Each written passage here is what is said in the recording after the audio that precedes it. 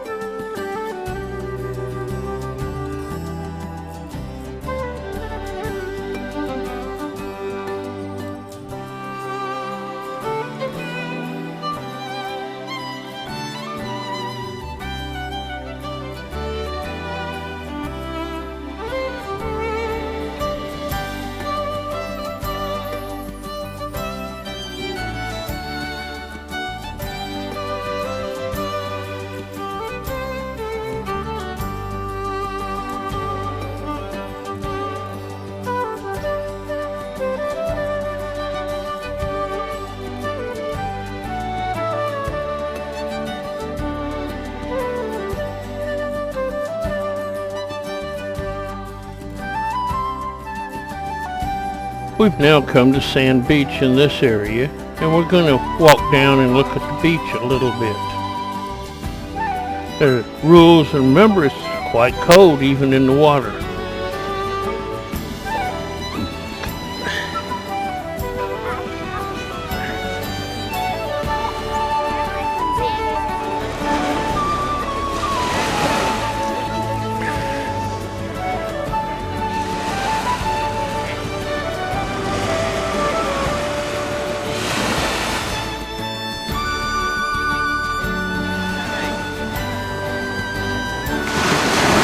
So now you've walked on the main beach, and we go swimming? I think I'll pass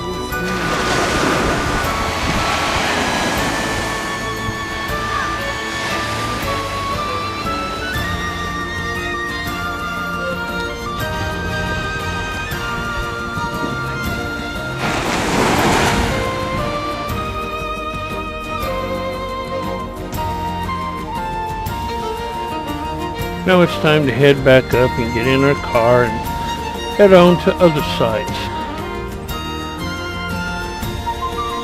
As we get into the parking lot, we see Gorman Mountain with all the people up on top.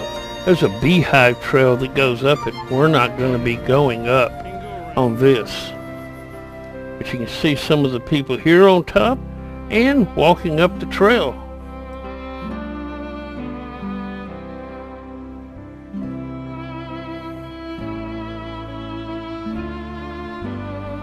Next we'll make a couple of stops and look at old soaker shoals.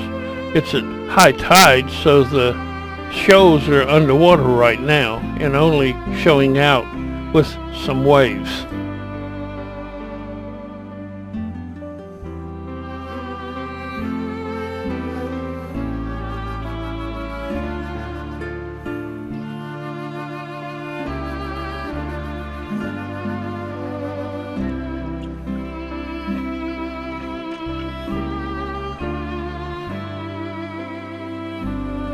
Now we arrive at Thunder Hole, and we'll look here.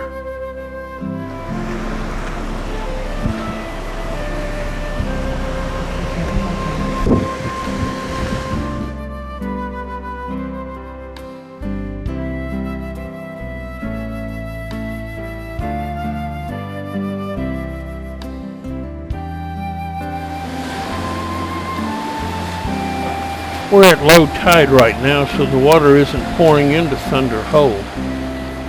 But if we were at high tide, it would look like this. This is a video off the internet. And during a hurricane, it could even look like this.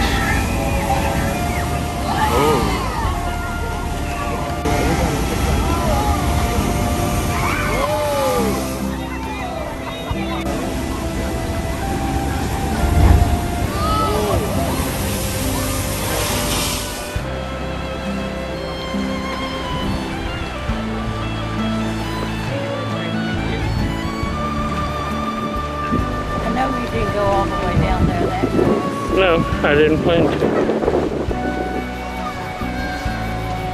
And now it's time for us to do a little shopping in the gift shop.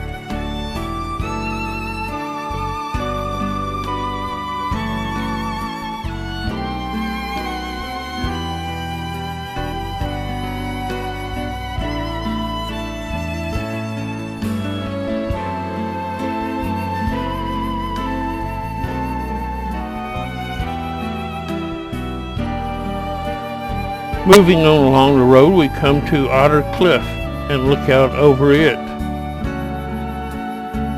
Here we'll be able to see some of the other shoals in the area.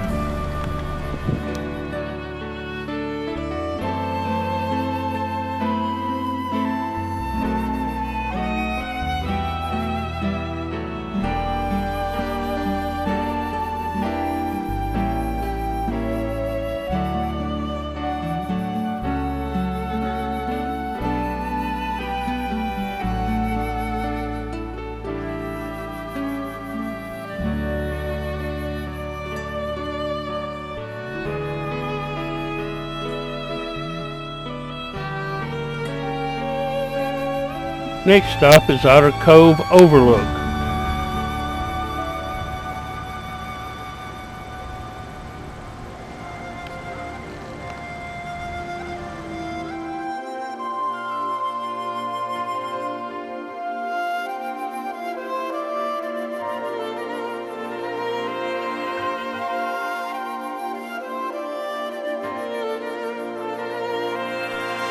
And then we park on Otter Cove Causeway and look around there some.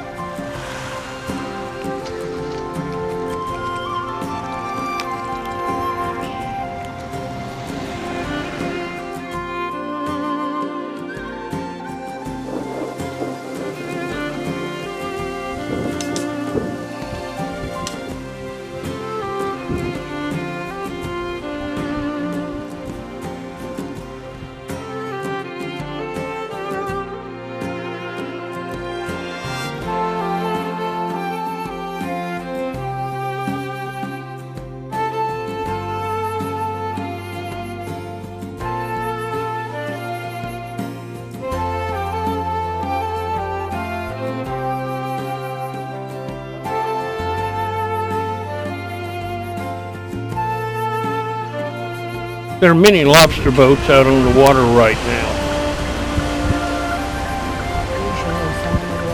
Lots of boats.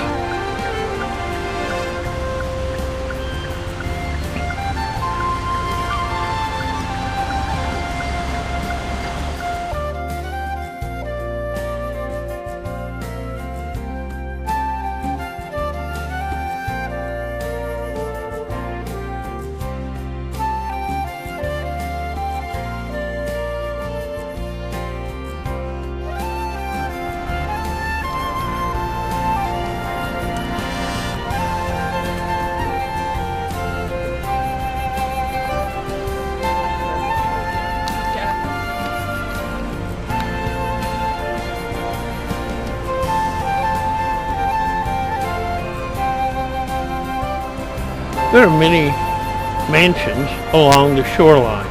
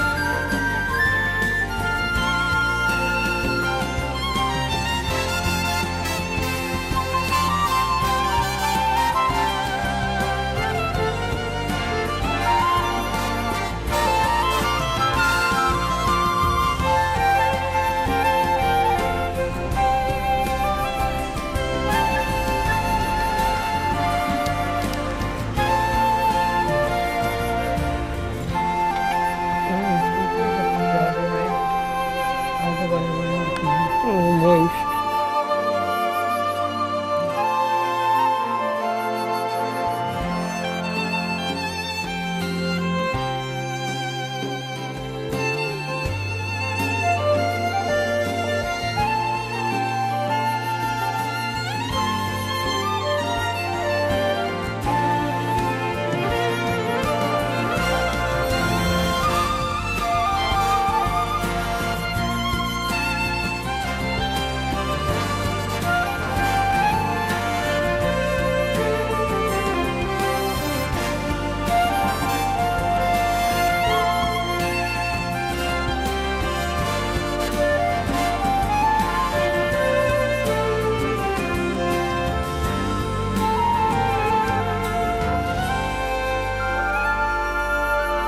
We had planned to eat at Jordan Pond Restaurant, but all the parking lots are full for miles around, so we decided to leave and head into town.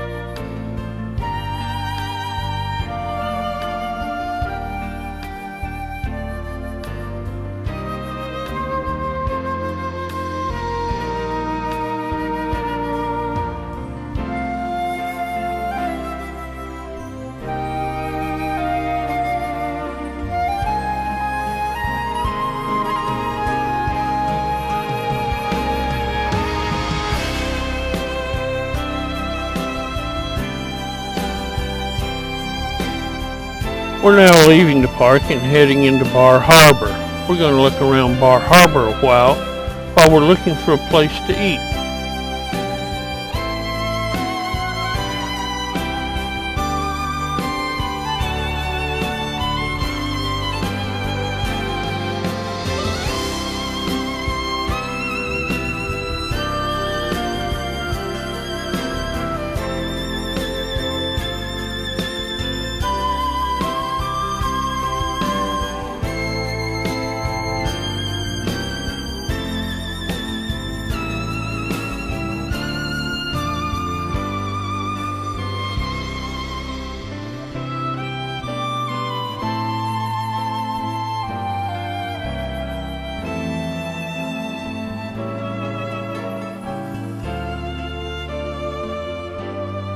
We finally settled on Jordan's restaurant. They have blueberry pancakes made with wild blueberries.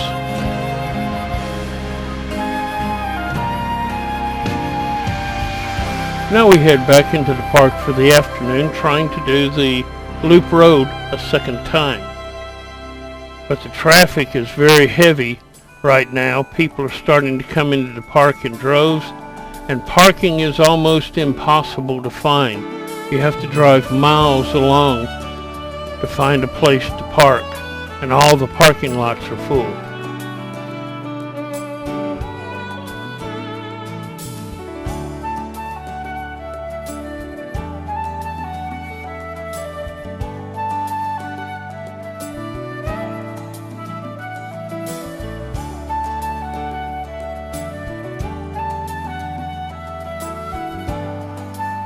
We finally decide to drive to the other side of the park and see how it is over there.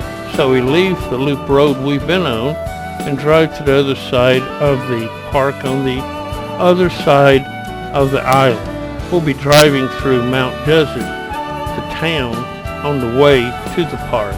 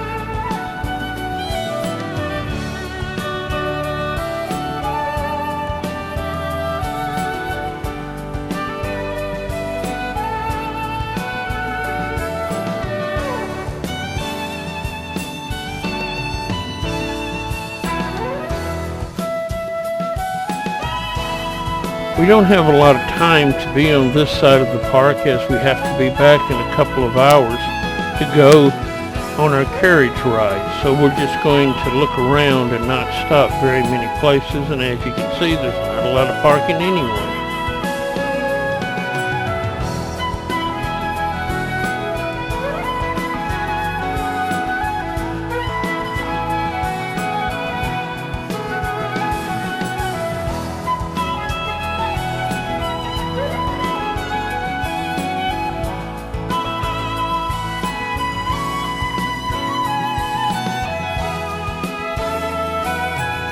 On this side of the park, we find the iconic Bass Harbor Head Lighthouse, which large numbers of pictures are made of. We got these off the internet. And now we keep on driving around the park, and soon we'll be heading over to get on our carriage ride.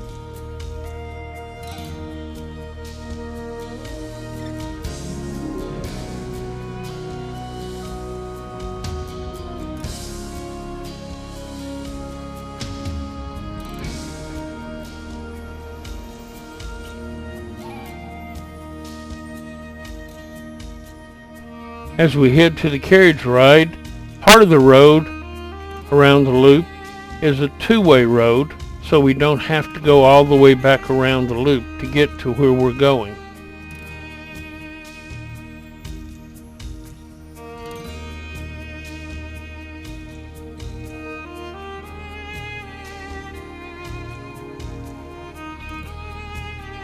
and soon we're arriving in the stable area. Here come back some of the wagons that went before us. The wagons will come back, let off their people, unhitch their horses, and then walk them into the stable for the night.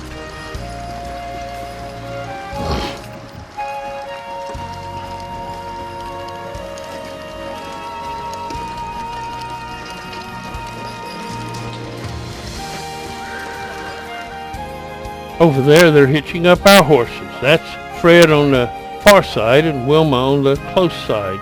And now they're coming to get us.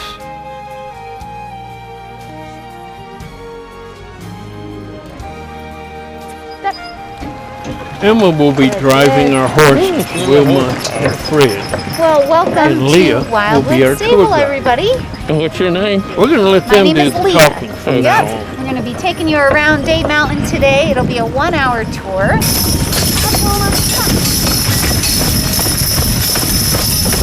Good boy. Come up. Come up, Mom.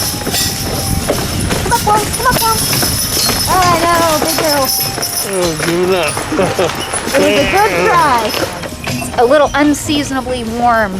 Some parts of Maine haven't even gotten their first frost yet, and they typically expect that by Labor Day. So things are pretty warm right now. We're pretty lucky to have Emma in a t-shirt.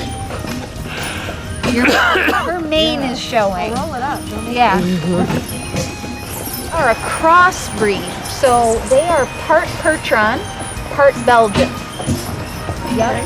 And they're our youngest team. They're newest to us this season. 6 years old. So these guys are still babies as far as draft horses are concerned.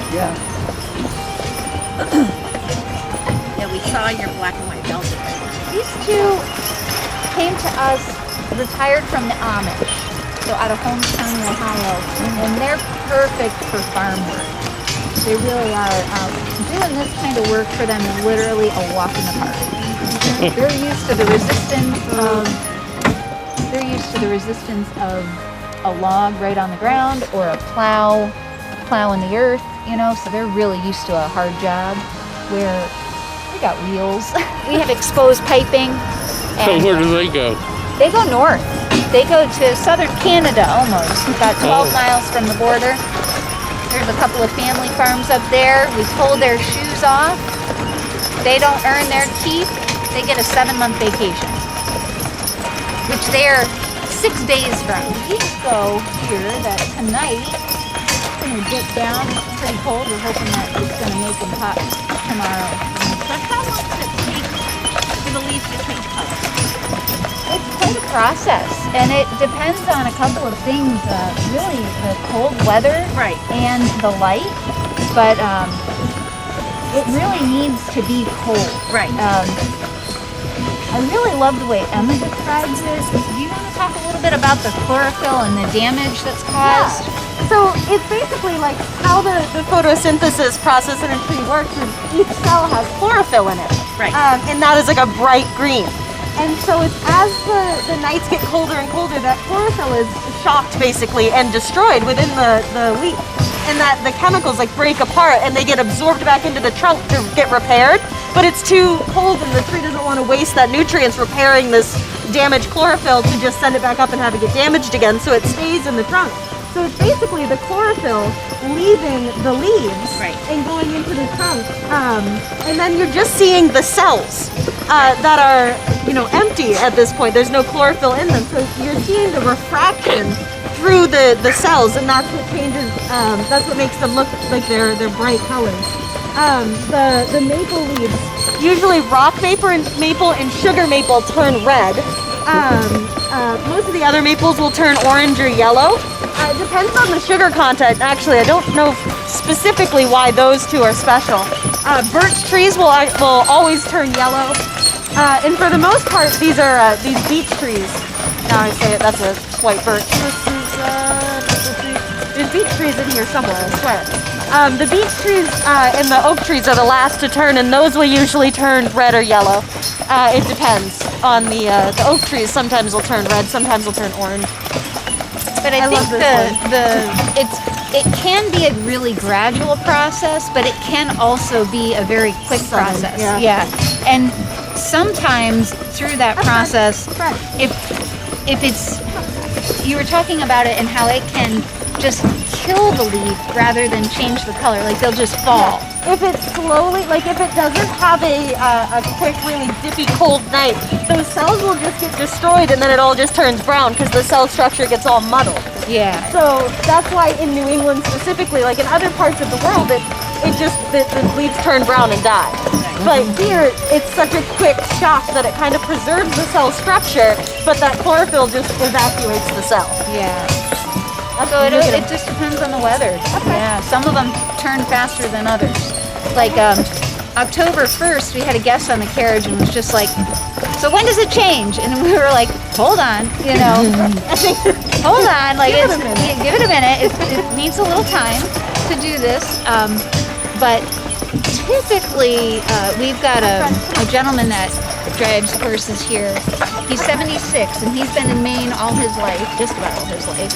And he says, historically, October 12th. October 12th is the peak.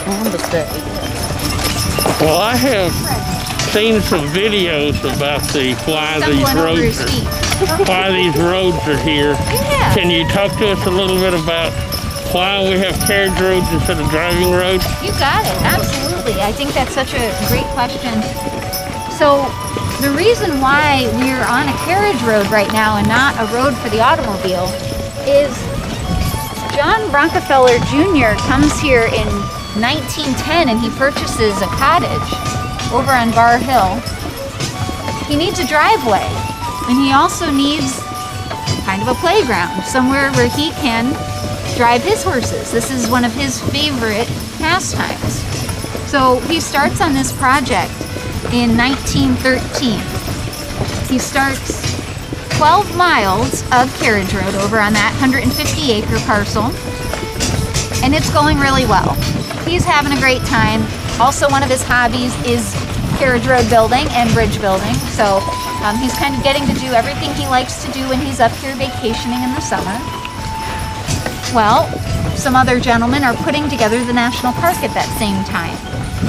Charles Elliott and George B. Dorr are trying to gather as much land around here as they can to preserve it.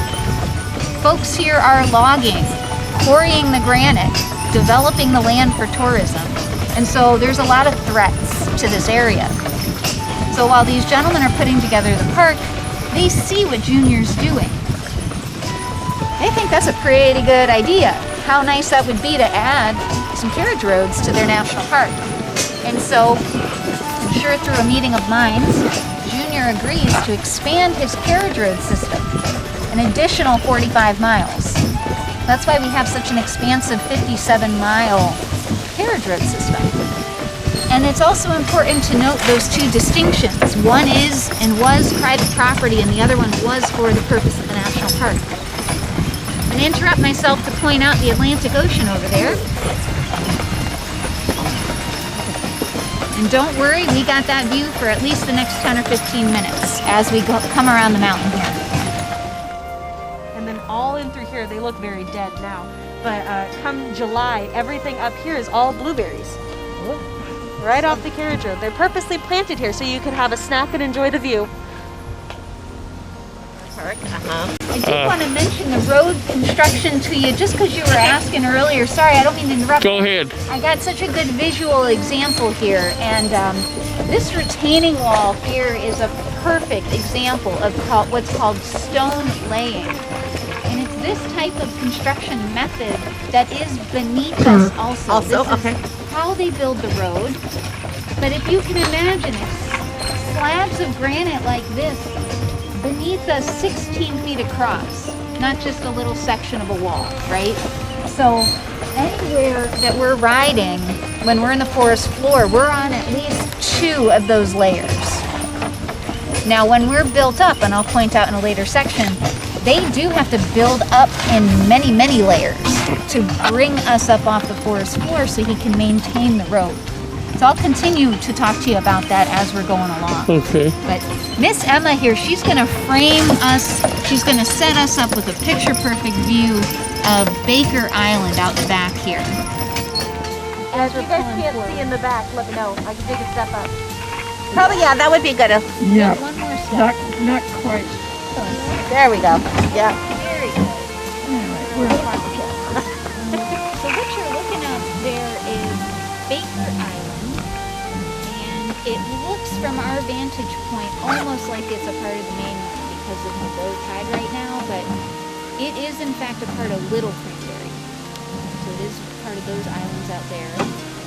We used to have a farming community on it way back in the day.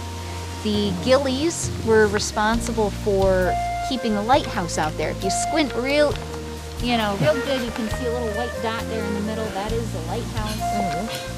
Still does work. If you were to come out here and it's dark, you would see the light.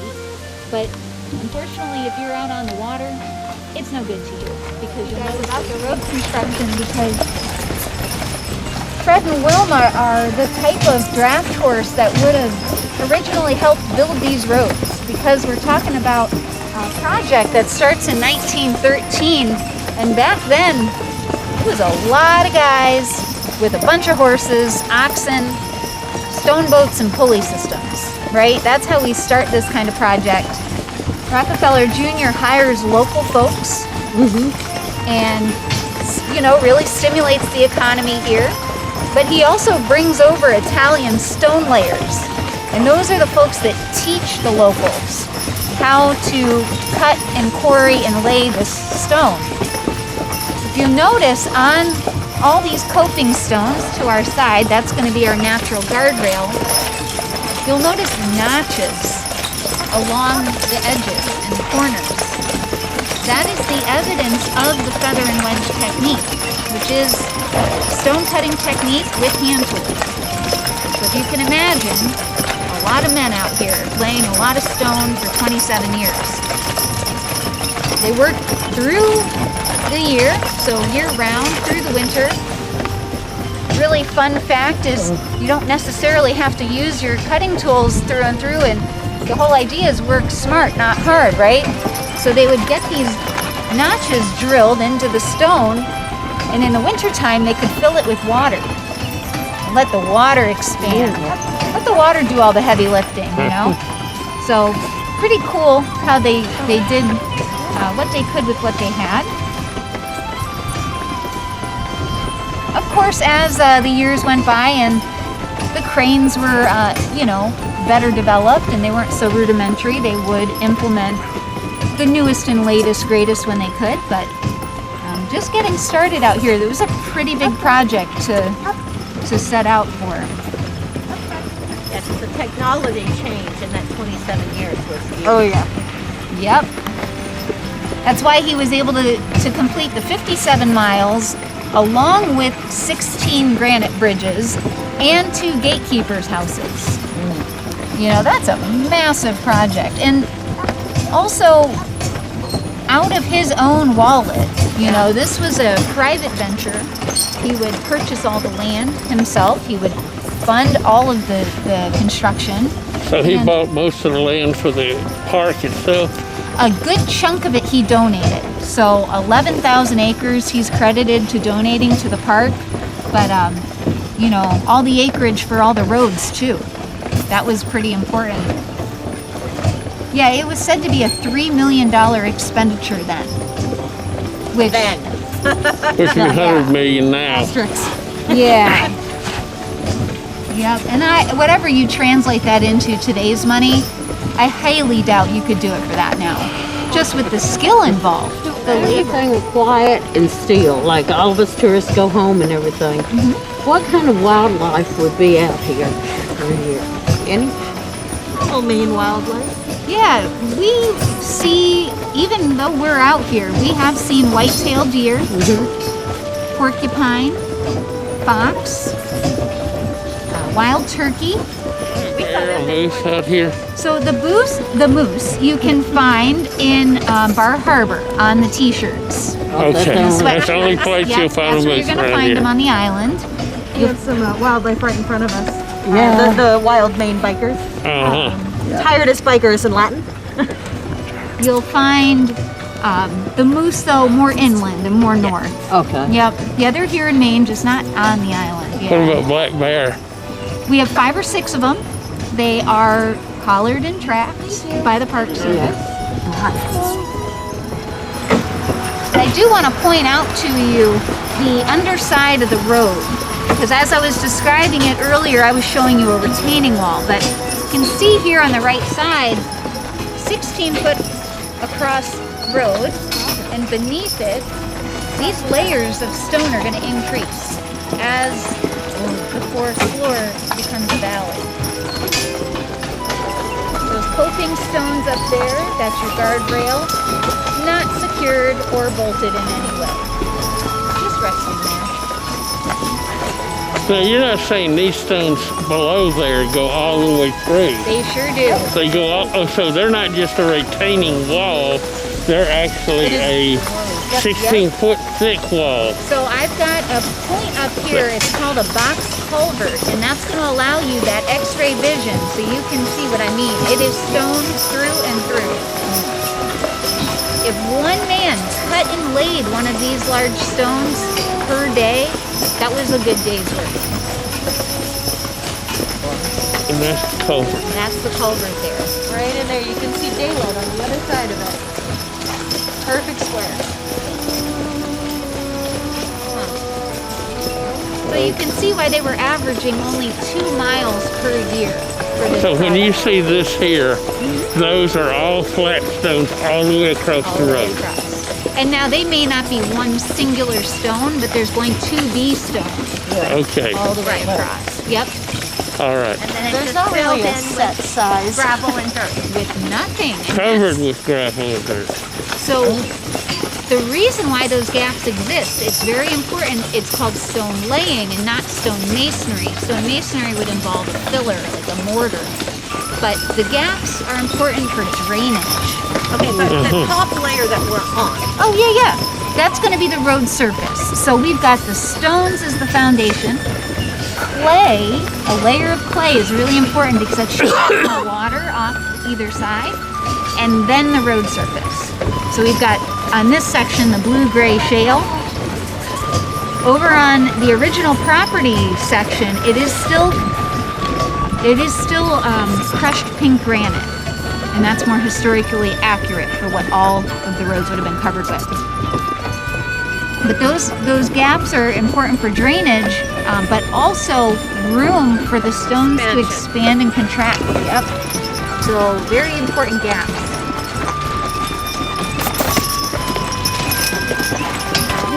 And now Deborah gets to do what she does best, harass the horses.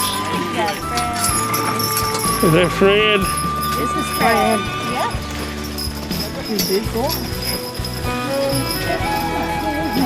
Now my understanding, horses have friends, usually. Horses have friends, usually, don't they? And now it's time to bid Mount Desert Island goodbye and head to Bangor, Maine, where we'll be spending the night.